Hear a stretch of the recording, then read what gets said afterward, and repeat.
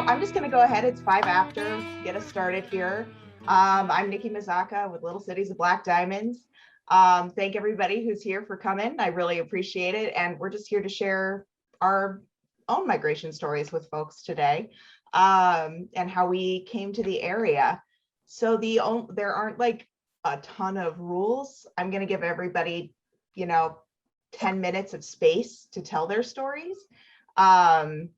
You don't have to talk for that long. I know I'm probably not going to, but and all I ask is that we don't interrupt other people while they're telling their stories. If you have questions, we can ask them after they're done telling their story. So that's it. Those are the 2 rules. But I will go ahead and get us started.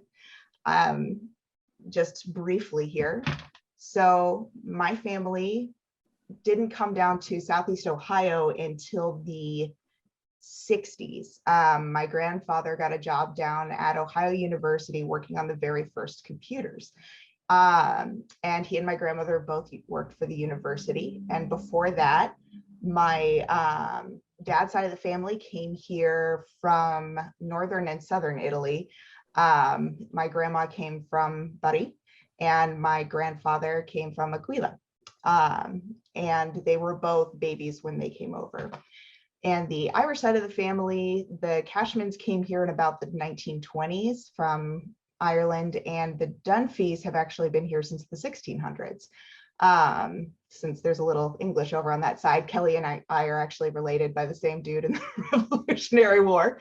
And yeah, so I'm in the plains, so I'm technically the first little cities person in my family. But yeah, that's how we got here. That's our migration story, short and sweet. I tried to find some pictures. I couldn't find them. I apologize. But yeah, that's my migration story. Who would like to go next? Or if you have any questions, I'll take them. There wasn't a lot there, but I'll happily answer any. All right. Who would like to go next? Oh, go ahead. I had a question. Yeah. No, I was just, do you know where your family came in at in the 1600s? Like where was the Massachusetts. Port? Okay. Yeah, okay. The Winters. That's interesting because I know like mine came in like the 1600s, but it was in Delaware. So I was just curious because it was like, that's just interesting that your family, I heard you say that and I thought, wonder by chance where that was. So.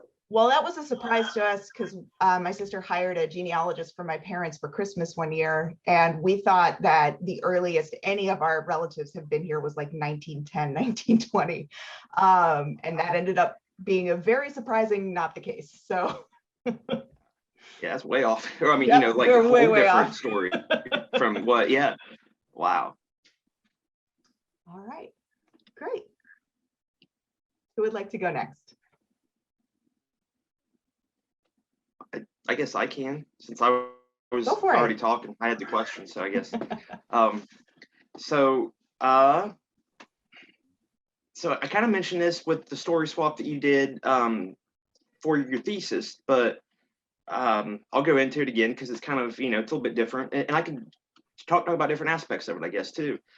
So the Mcdaniel family, we came here tracing our ancestry back. We did this back about 2006 or so, and we found out that we actually came here in about 1680 from County Wicklow, Ireland, and we landed it in Delaware, which was interesting because in that time frame, in like late 1600s, early 1700s, that's where a lot of Dutch, like very well-off Dutch folks were coming in at. But we were Irish, so I don't know. I mean, when we supposedly had a great deal of money going back in time over there, we were involved with some religious wars and some nobility, stuff like that. Like we had, a bunch of land, bunch of farmland. So we had a good amount of money over there. And then we came here. It looks like it might be a very interesting story with that, like that potentially we were pushed out for political or religious reasons because of who we sided with, but I'm not sure. And I can't really find I haven't really dug deep into that yet, but it's interesting what drove them here. But we actually settled, ultimately, the family settled in the 1700s in southeast Pennsylvania, like west of Philadelphia. Can't remember the county now off the top of my head, but we settled there.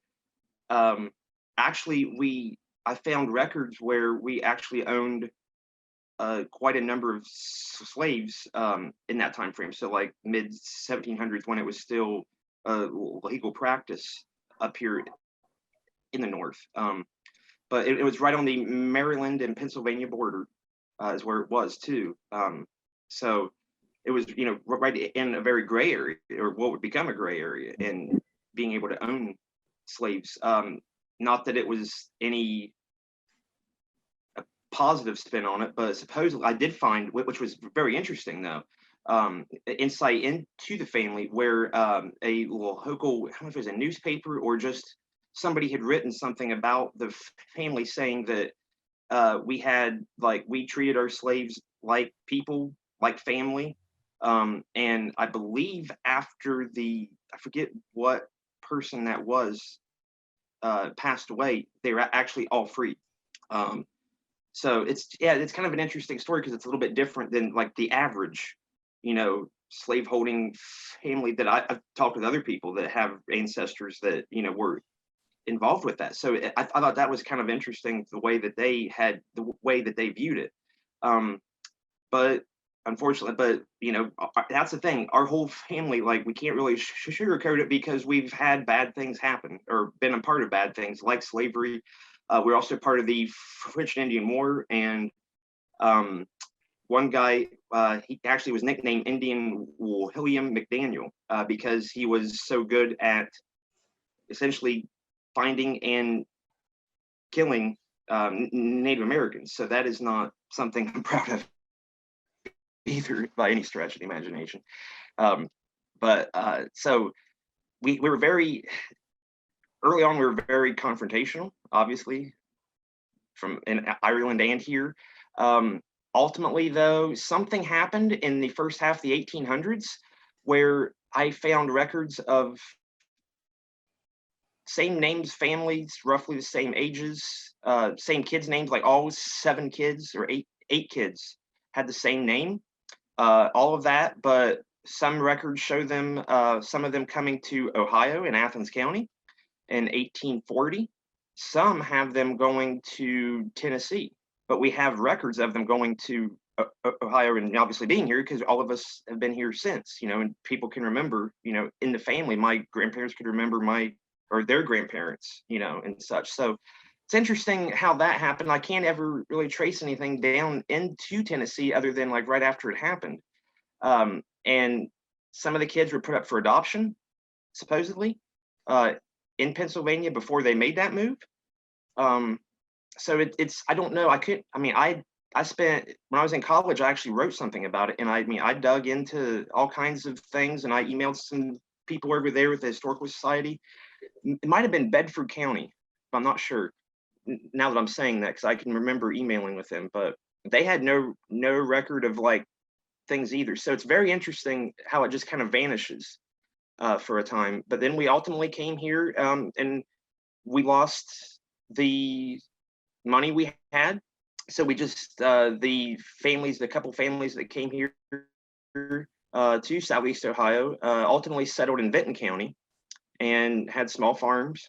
And that essentially is where we were, really through my grandparents, Herb and Gertrude McDaniel. They lived just above Star in southeast Hocking County, and got involved in the coal mines. My great grandpa, Jay, actually McDaniel, my grandpa Hobe's dad, and a couple of his siblings got involved with coal mining.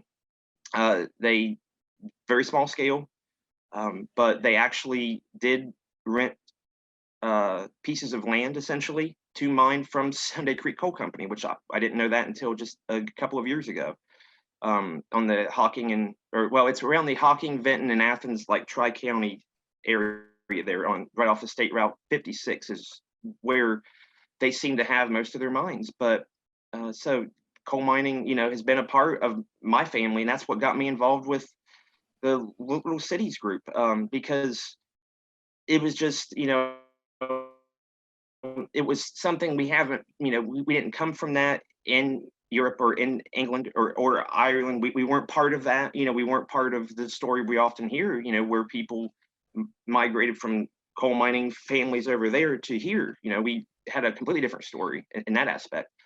But ultimately, when we settled here, we were part of that. We were part of the coal mining industry here. And then also a good number of different relatives worked at Hogan Clay here in town, and my dad included. And he worked on one of their press machines back when he graduated high school in '73 here in Hocking County. He went to work there for some years, about a handful of years or more, and that was one of his jobs. So it's kind of cool. We actually have a picture in the archive of some workers in the first half of the 20th century there, standing in front of a press.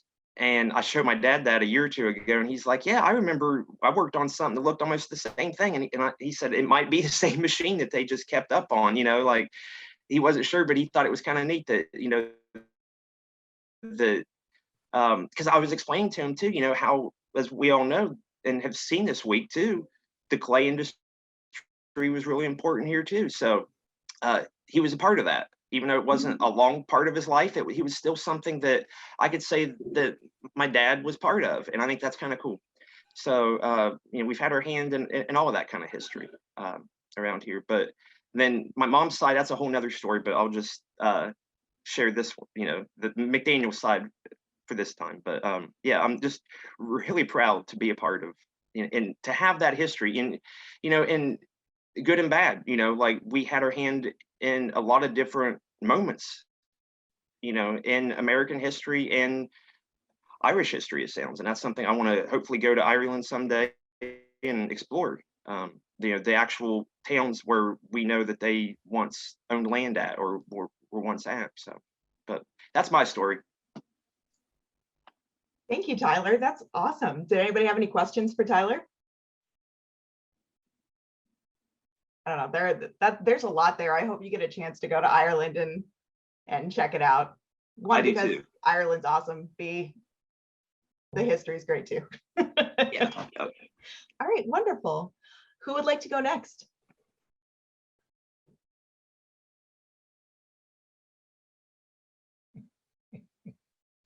Well, I'll go. Thank you, Chris. I won't go into great detail, but from what I know, basically my ancestors' background is Sweden, German, Jewish, and a little English. My great-grandfather, one of them was a Swedish fellow that came into in the early 1800s into Cravat, Ohio. And then his offsprings wandered over this way, some of the men.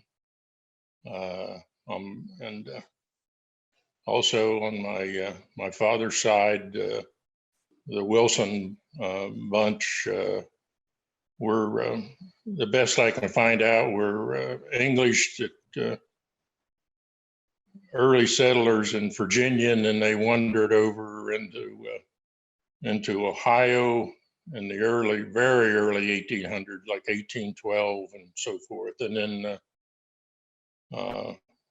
then they wandered on, homesteaded in Iowa, and that's where my grandpa Cliff Wilson was born. It was in Iowa, and then his brothers all were born out there. And then their dad, in the Depression of 1870, lost his homestead out there and wandered back to Ohio. The Jewish part is from my mother. Her maiden name was Sisk, as you might guess, S-I-S-K, and that's a Jewish name. But he was a slave owner and a slave trader in Virginia, Raymond Sisk. And a lot of the slave trading was done by the Jews in the United States. And then in the Civil War, he lost. He was in the eastern part of Virginia. He lost everything, as you might guess. And him and his wife left that after the Civil War and came to Muskingum County, Ohio, a place called High Hill. And a number of lady slaves that they came with him. They simply were close as a family, and they all moved to High Hill. And that's, and then, you know, it's my grandfather, like I said, Cliff Wilson, him and his brothers, they, you know, when they moved back here, when their dad lost everything in the Depression in 1875, from Iowa, they were big people. I mean, big. They were, you know, most of them were 6'7", 6'8", 6'6", big German. And the boys all came back and went into the coal mining business here in southeastern Ohio. But not business, they worked coal mines. And they mined together, they worked together as three brothers. And then they wandered out to Illinois, mining as a team, working for Southern Illinois Underground. And then they wandered back here for some reason. And, you know, you never tell about, you know, and then then the brothers broke up finally and went their separate ways and got married and did things like that. And wandered off. One of the brothers wandered into San Francisco and never came back, and the other one wandered off someplace and nobody knows where. My grandfather, Cliff Wilson, he stayed around here and married the Swedish bunch, and he was a coal miner in southern Perry County during the early 1900s, and a successful farmer too. And then in the late 20s and the early 30s, he was elected sheriff of this county, Perry County, and was quite, during the Depression, he became quite well known as far as not serving papers against farmers that, you know, they lost their farms, and he just wouldn't serve the papers for the thing to be sold. He'd say, well, as soon as I find them, I'll serve it. And they were in his coat. And finally, the banks went to court and forced him to serve them. But he became quite well known for that. But I'll also tell you a funny story. It has nothing to do with ancestors, but when he was sheriff, like I said, in the late 20s and early 30s, the Italians there was a lot of Italians in Perry County, and there was a large settlement of Italians in New Lexington, the county seat. And they had a bit of a problem with the Black Hand that moved in there in the 1930s. And I found out about that because when I came back here after being in the service for years, in 1980, I decided to run for county engineer. And this is a young man. I was a young man then in my early 30s. And an Italian lady that was big in the Democratic Party. I ran as a Republican, and I'm a Protestant, and I'm also a Mason. But there was a well-known Italian politician lady named Teresa Beck. She called me up when I filed and started running. She says, "I want to meet you." I said, "Boy, this ain't going to be good." So I said, "Yes, ma'am." And so I met her over a cup of coffee. She says, "You know who I am?" And I said, "Yes, I know who you are." And she says, "Let me tell you a story. My grandfather and great uncle were shopkeepers and so forth in New Lexington in the late 20s and early 30s. And your grandfather, Wilson, was a sheriff. And the Black Hand tried to move in, and they called up Cliff Wilson and said, or they didn't call him up, they went to see him and said, you know, we can take care of this ourselves if you just turn your back. He says, you got a deal. So they took the Black Hand out and killed him. And the sheriff did nothing. It was my grandfather.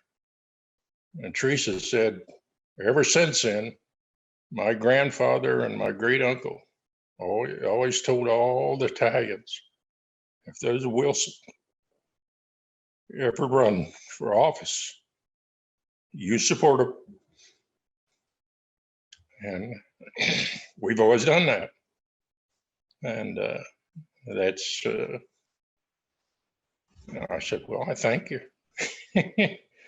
But so I looked into that, to the story, and asked some other people that they said, yes, that's an absolute true story. That happened. But that shows you that you know, these nationalities, space of the Italians, they'll stick together. If you got on the wrong side of them, probably not good. If you're on the right side of them, it can help you. Now, for a Protestant Mason to Republican to carry the Catholic Democrats in a big way, which I did, that's unusual. And About one more minute, Chris. okay, bye. You don't have to say. It's just a warning. You can wrap up. No, I just rattled on. All right. Thank you so much, Chris. Did anybody have any questions for Chris? That's quite a story. I maybe missed part of it. I had to put my kid down for a nap. But what is the Black Hand? I don't know what that means. Oh, the Black Hand was a famous mafia group of Okay. Italians that what they would move into a community and they would go around to the businesses and say, you won't have any trouble if you pay us like $50 a month or $100 a month. It was protection. It was protection money. And if you didn't, your business could have a lot of trouble. And you could have a lot of trouble. And it was a very mean, a powerful group in the 20s and 30s, all over the United States. And but it didn't make a headway in New Lexington with that large. And they only picked on the Italian community. They stayed amongst themselves, you know. And but that's what it was. All right. Thank you, Chris. All right. Who would like to share next? I can hop in there. Thank you, Kelly. Go right ahead. Is it okay if I screen share a little bit? Because I have some images and things. Okay. Let me do that. Oh, it says host disabled attendee screen sharing. I'll give you a second. While Nikki's kind of figuring that out, I'll just kind of start. But so I'll be honest, my mom's a historian. Okay, thank you.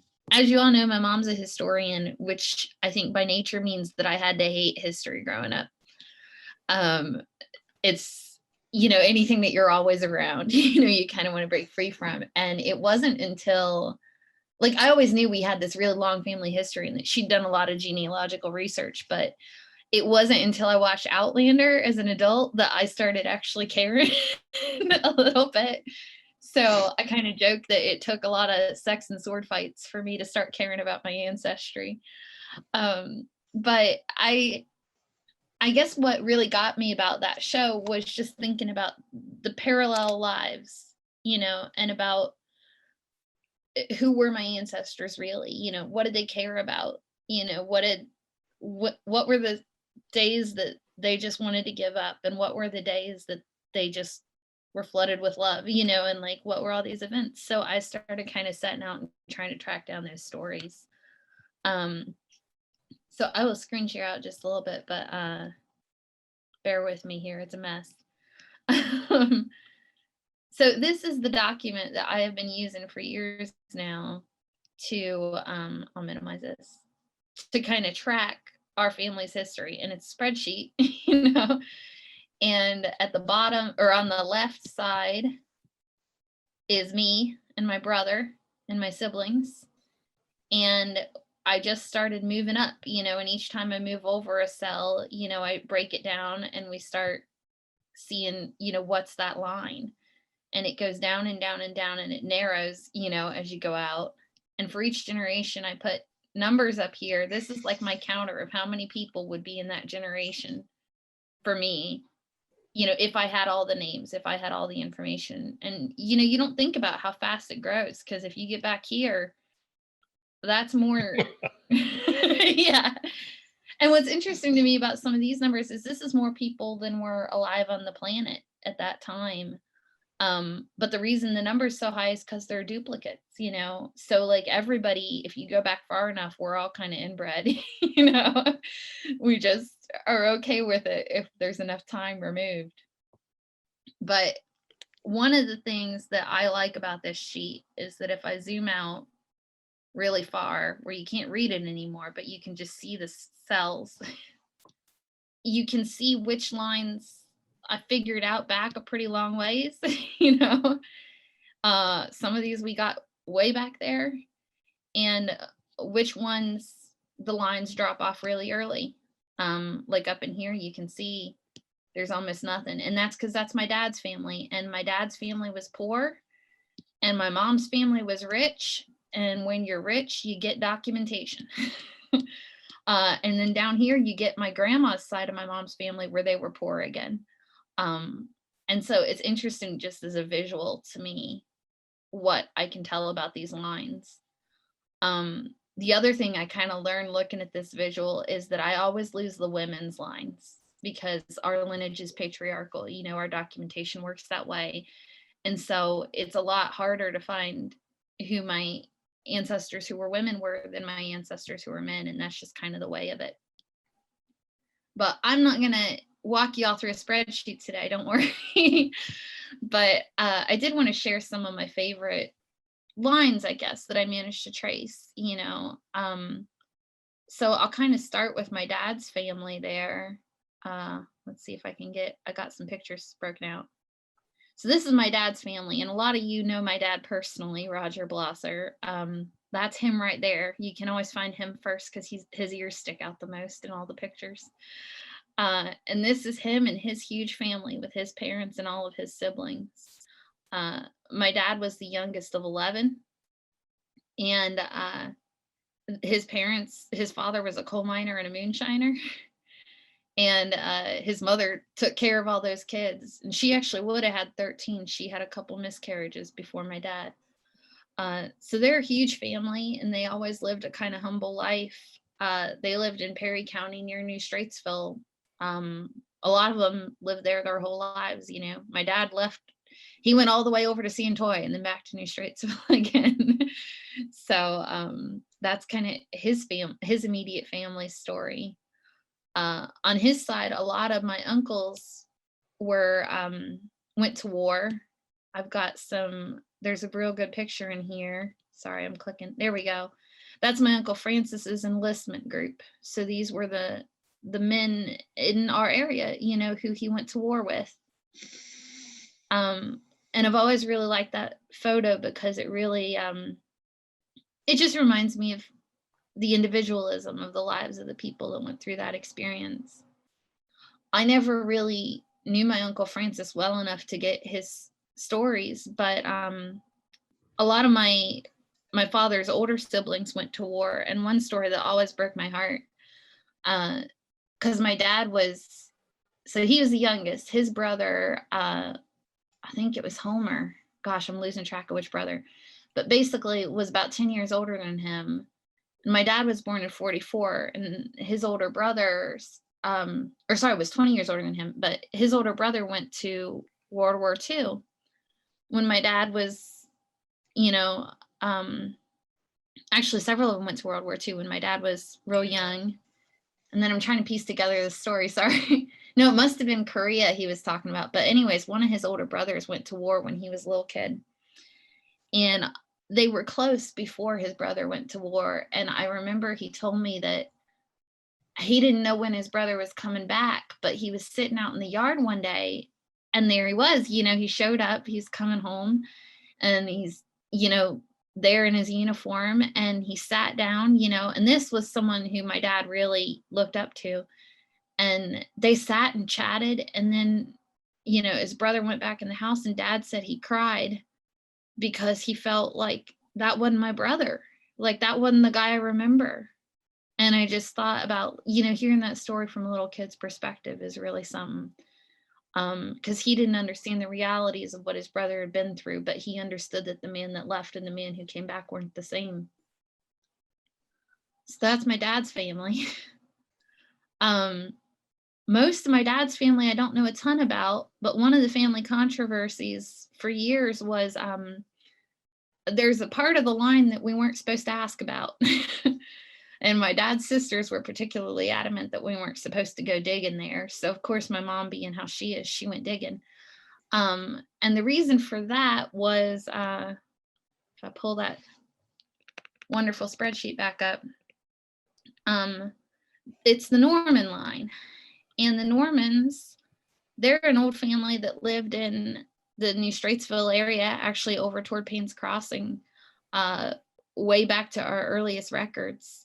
But my dad's father was William Blosser, his mother was Rosa Nye, and her mother was Ellen Norman, who was legally considered mulatto, which means she was mixed black and white.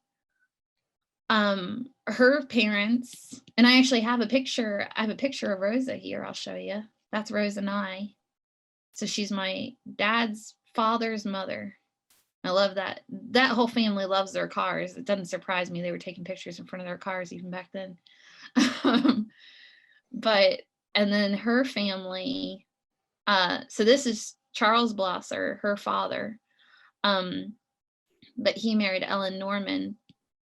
The Normans before that came from over by Marietta, and actually Basil Norman was a Revolutionary War hero, and he's well documented. He's in a lot of history books, and he actually, I found the story of his death. He went out in the woods, went out to check his salt lick, and then they just found him laying there. So he dropped dead in the woods checking the salt lick, and as an old man, but he'd seen a lot of things. What's fascinating to me though, and it was really an experience for me looking in my history, was when you look at his parents, his mother was Elizabeth Norman, who was a slave in Maryland. His father's record, all I know, is mulatto man of William Diggs. And that's what it says on the birth records. Well, what this means is essentially mulatto man owned by William Diggs. So on that line, I will never know the name of Basil's father, but I'll always know the name of the man who owned him. And I find that to be a kind of emotional experience. Jumping around a lot. My mother's line is a totally different story. So my mother's father, he was Norwegian. His family came over and went to Wisconsin first. And then Edwin Clemenson was the name of my first ancestor to come over to Ohio on that line. And Edwin was a bit of a character. I don't have a picture of him. These are pictures of other people. But the thing about Edwin was he he was married 4 times. I'm not sure that some of them weren't overlapped. They were in different states, and I think that was on purpose. In a lot of his paperwork, he likes to use different names. He's used names like Aloysius.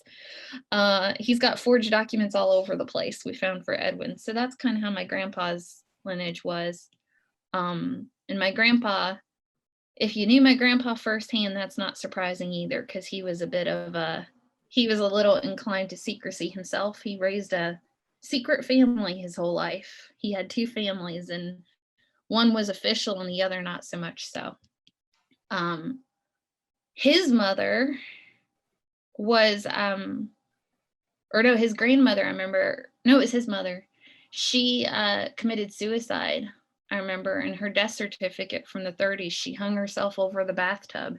And I always figured it was probably because of the crummy men in that family and how much she had to put up with. But you go back her line and you get to this document, which was her ancestor, Apollos Kent, was also in the Revolutionary War. So it's funny how many of these lines get there. But this is his enlistment papers.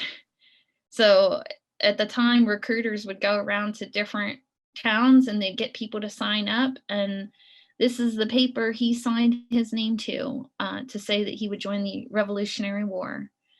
And I just find that to be one of my favorite documents I was able to get a hold of, you know, to really see that moment in somebody's life put down on paper. My grandma's side, this is one of the, so this is the first man to come over on my grandma's side as far back as I could get. This is Adam or Anton Hunkler. He went by both names at different points in his life. And I thought I had Philomena's picture up here too. Let's see. There we go. What was that? Sorry. Oh, I thought I heard it, but I'm probably running on time. But anyways, this is Anton and his wife, Philomena Durst. They came over from Switzerland. And this is the document, the ship manifest that has their names on it right here, because they came over on the Labrador. And the fascinating story about them, and that's about all the images I got, so I'll close the sharing part. The fascinating story about them is that he didn't want to immigrate. They came over from Switzerland. He didn't want to be here. They came over, they had 1 kid. They went to Kansas where her brother lived, and they lived near them, and they had more kids. And the more kids you have, the harder it is to go back to Switzerland, because you got to buy a ticket for each one. You got to make that trip. And so the story in the family was always that he got real hard to deal with, and he would earn money and put it all in a locked box and lock it up, and they weren't allowed to have access to it unless he decided to give them money. And sometimes he'd withhold money for groceries and food for long periods of time. And he said he was hoarding all that money to go back to Switzerland. And one day they were real hungry, and the oldest boy broke the lock on the box and took some money out and gave it to the sisters to go get groceries, and they did that. And when Anton there came home, supposedly he took one look at that situation and he left, and they never saw him again. And I actually did find a return passage on a ship called La Bretagne back to Switzerland with his name on it. And so I think I can't prove for sure that that's him. That's one of the things about these records, you know, there could be a lot of Antons, you know, but it's interesting to hear those stories through the family and be able to find documentation that kind of confirms some of the stories that they're telling. But anyway, real fast. I was told by my mom I have to tell you 3 stories. And I'm going to give you the short version, which she would not. I was told I have to tell you about the bananas and the balloons, which is the story that my great-grandpa Beam, I believe it was 16 years old, and he wanted to enlist in the military. And he went and he got weighed, and he weighed 5 pounds too little. So he went down the street and got a bushel of bananas and ate them and went back so that he could get over the weight limit and go to war. then I was told I had to tell you about lifting the tornado or lifting the roof of the house after the tornado, which mom says was that same Anton Hunkler. So there are different dimensions of people. Apparently a tornado brought down the house over the kids and he lifted the roof of the house off of them to get them out from under the wreckage. And oh gosh, now I can't remember what the last story was. So she'll have to reprimand me later, but anyways, those are some highlights of my genealogical research there. Awesome. Did anybody have any questions for Kelly? I just have a couple comments, Kelly. I do have some Norman information, some family history that goes way back that I will send you. And I got it from another Norman descendant. His name is John Tsunami, and he's married. Oh, that's a great name. Yeah, he's married to Mary Norman, who's been at your mom kind of has met her, but he is in a genealogy, so he did a lot of her genealogy. But I'll send, because he's got all that stuff on Basil and Bazibel or whatever the guy's name was. Yeah, he's got like 5 versions of his name. That'd be great though. I'd love to see it. I'm always And I'll send you that. And as a reminder, make sure you watch that Finding Your Roots thing that's going to come in January on the Normans. Yeah, in your talk, I heard that that's coming out. That's fantastic. I really want to watch it. Yeah, Those are our people. And the other quick thing is Nye is another black name. Oh, yeah. In Payne's Crossing, and Stevens is another one that's in the kind of the general area that's known to be black. So there might be a little bit more African American ancestry there than maybe you guys think. I don't know. Yeah, no, I would believe that. And it's actually kind of interesting. I promise I'll be real fast. Okay. But one thing that is fascinating to me is my dad's family was Swiss. The Blosser line, like the name Blosser is a Swiss family, and they came over in the 1750s. And according to the Swedish American Heritage website, there was a huge wave of Swiss immigration from their area around Bern at that time because of religious persecution.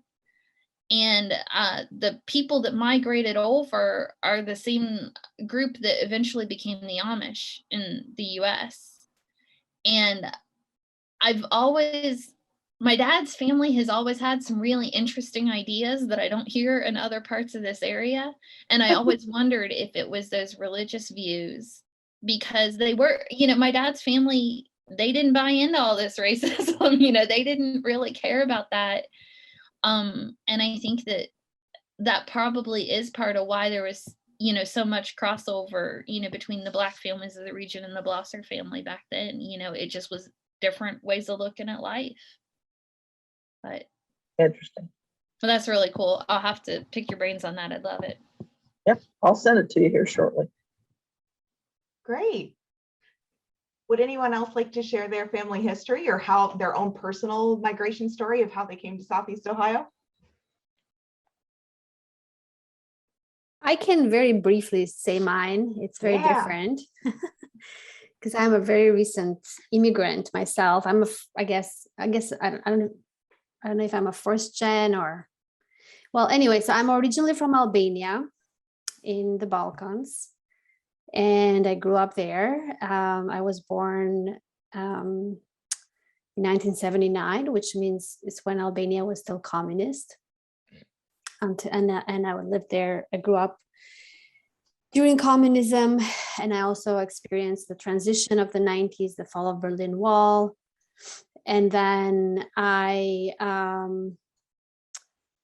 was lucky to get a fellowship to go to a sort of international high school in Canada in 95 in Victoria, Vancouver Island.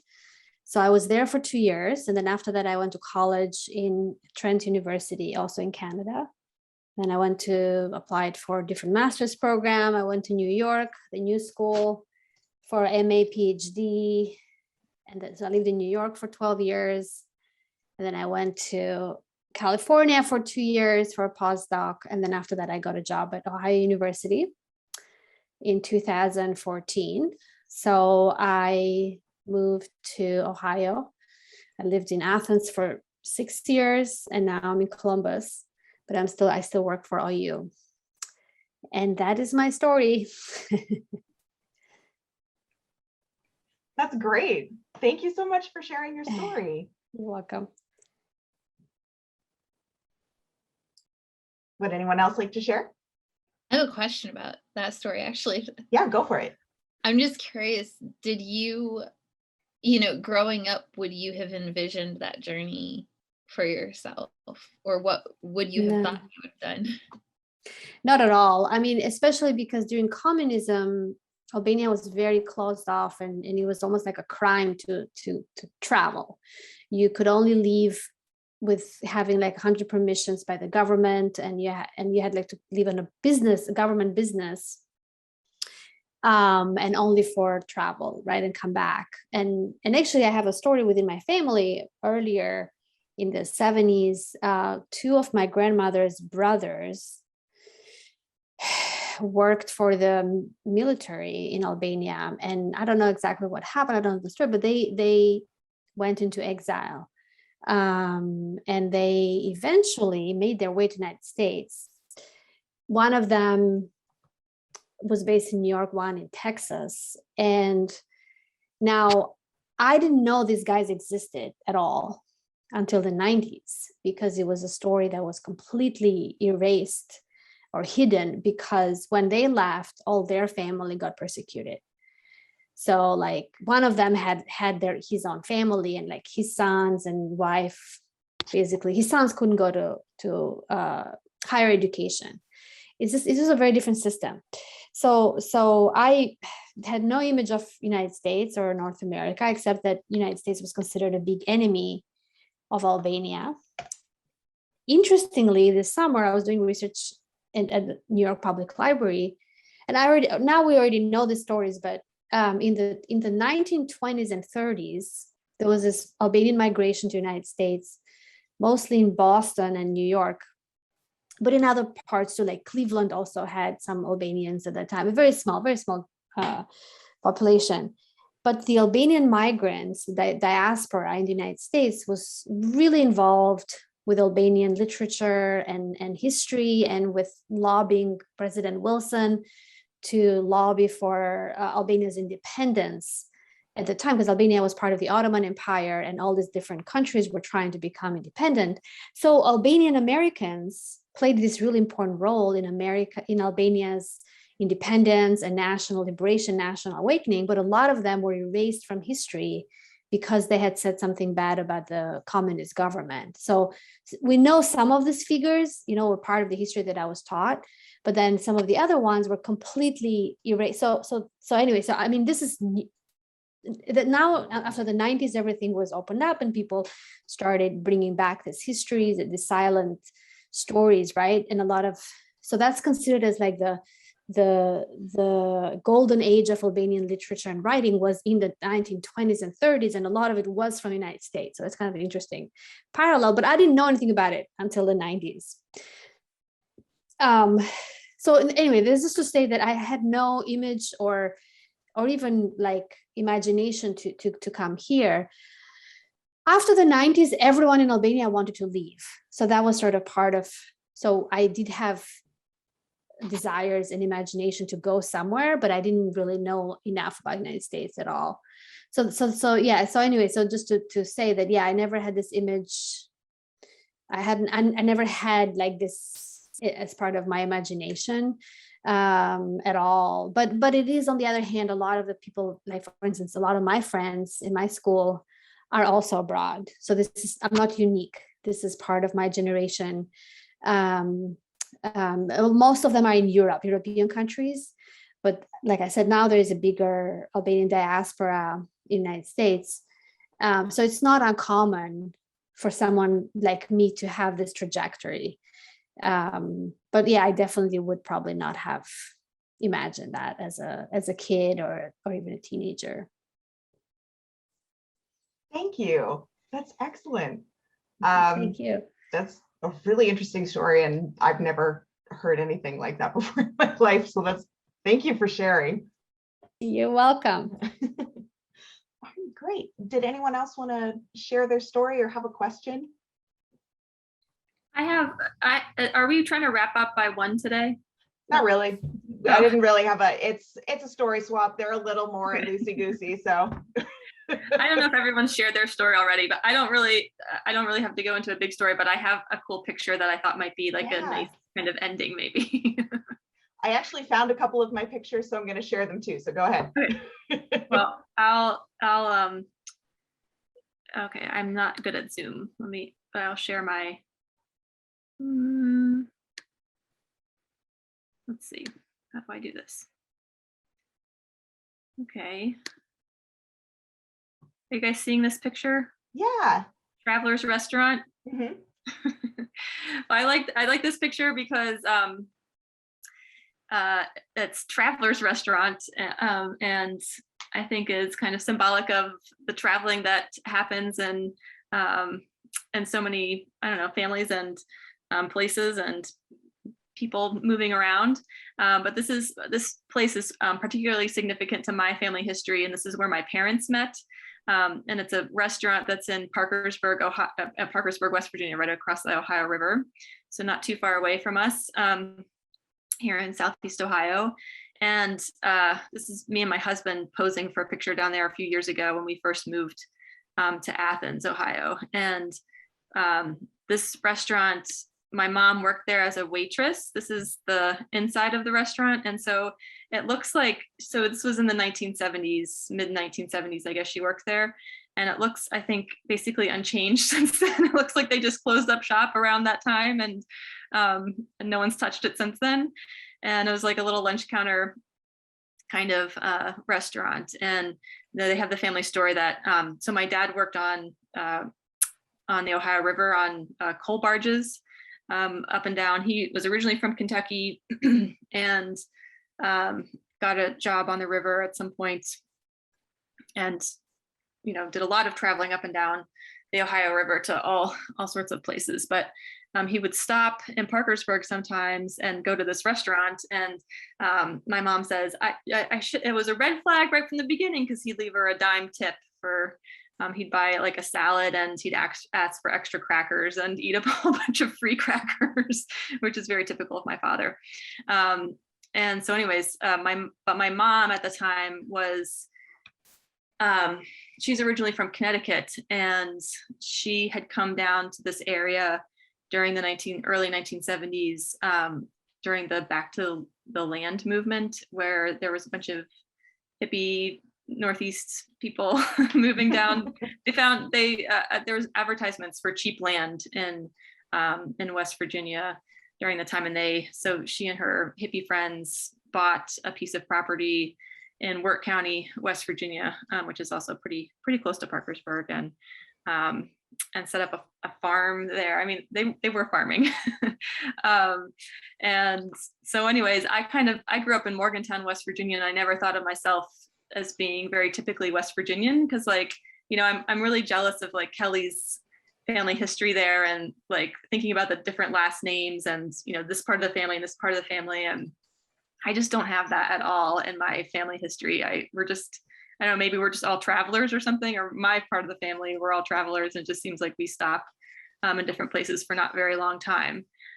So I always felt kind of out of place with all the other families around me that had been there for many, many generations. But as I learned about my family's history over time, I thought like, actually, we're like the typical West Virginia people. My dad was like tangentially involved in the coal industry on the river barges, and my mom was a farmer, right? So it makes sense. But anyways, I like that that photo of this restaurant, and thinking about the traveler aspect of migration and how that played into my immediate family history anyways. So Really cool. I love that picture. Awesome. thanks. Thank you for sharing. Did anyone have any questions for Rachel? No? I just love that you describe your dad as the kind of guy that would love a lot of free crackers. So it's pretty great. Yeah, his hot tip is if you go to a restaurant, they will give you a glass of water and lemons, and you can ask for as many lemons as you want. And they also have sugar packets on the table, and so you can make your own lemonade without Life having to hack. pay for it. That's amazing. So All right. good.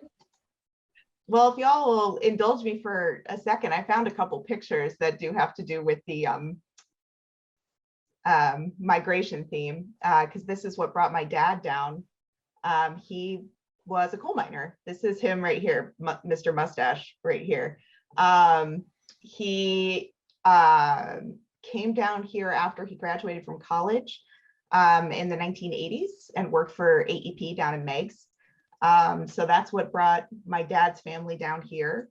And I found a couple other things just slightly related. These are my grandmother's parents, Michelle Chaparini and Filomena Mangiatorti. This is their marriage certificate. They had to go all the way up to Terlizzi to get it. And then just to close this out, these are the two boats that brought both sides of my family here. This is the SS Patria, which brought the Caparinos over. And this is the one from Ireland that brought the Cashmans over. So yeah, that's just wanted to share those really quickly to close us out. And thank you all so much for coming and sharing your stories of migration. I really appreciate it. All right, wonderful. So did anybody else have anything else they wanted to say, or any questions or anything they remembered all of a sudden that they want to share, which is fair because I just did that. Anything at all? I just have a very quick question for you.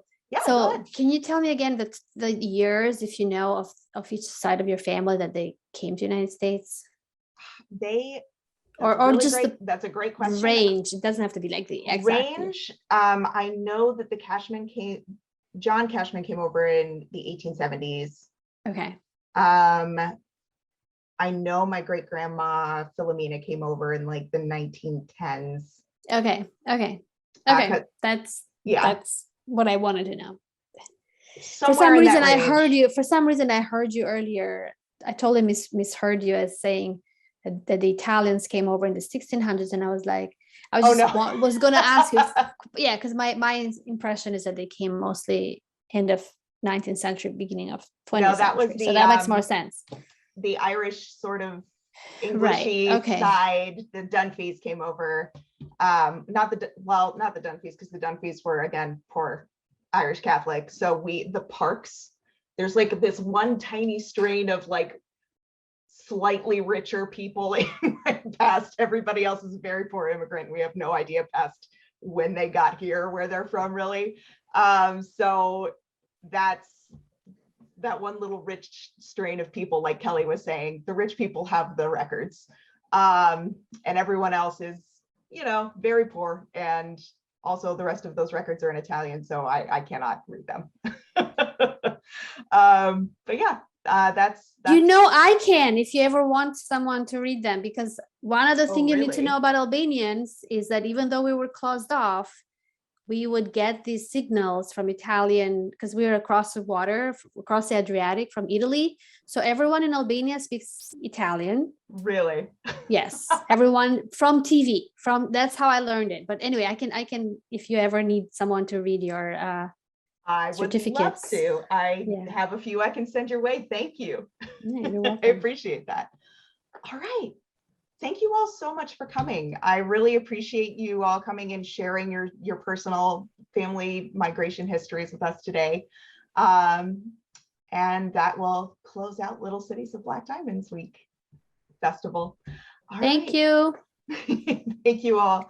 And Thank have a great rest of your weekend. Enjoy any of the homecoming festivities if you're doing that safely. And yeah, y'all have a good one. Bye-bye. Thanks again. I've had a good time. You guys did a great job this week. You really did, all of you. You worked very hard. And thank you for your wonderful Thank you.